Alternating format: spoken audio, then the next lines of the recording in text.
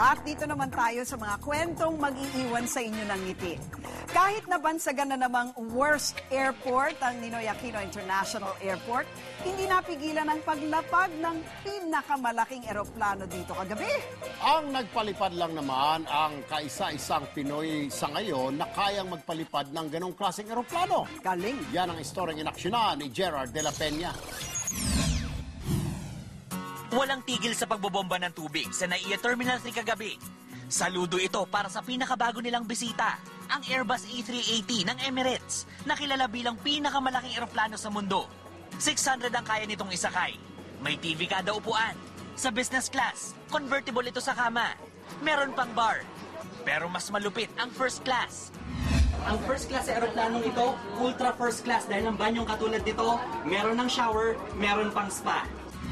Pero ang pinakaastig, ang nagpalipad na isang Bulakenyo. Si Captain Franklin Desiderio din daw ang nag-iisang pilotong Pinoy na kayang paliparin ang gahiganting eroplanong ito. It is massive in size, but once it gets off the ground, it is so gentle, you know. That's why I call it a gentle giant. 16 years old lang si Captain Desiderio nang magsimulang magpalipad ng eroplano. 9 na taon siya nagtrabaho sa Philippine Airlines. Pagkatapos, lumipat siya sa Emirates na nakabase sa Dubai. Malaki raw na itulong ng kasanayan niya, lalo dito sa Pilipinas, sa kakayahang magpalipad ng malalaking eroplano. Pero the best pa rin daw ang A380. Aside from its size, you know, it's such a joy. You know, it's a really nice airplane. You know, I've flown so many types of Airbus airplanes, and as if they took one or two good things from them, and then they put it together, and they got it all together on a 380. Yun nga lang, nasasabon ngayon ang sarili niyang bansa matapos bansagan na namang worst airport ang NAIA.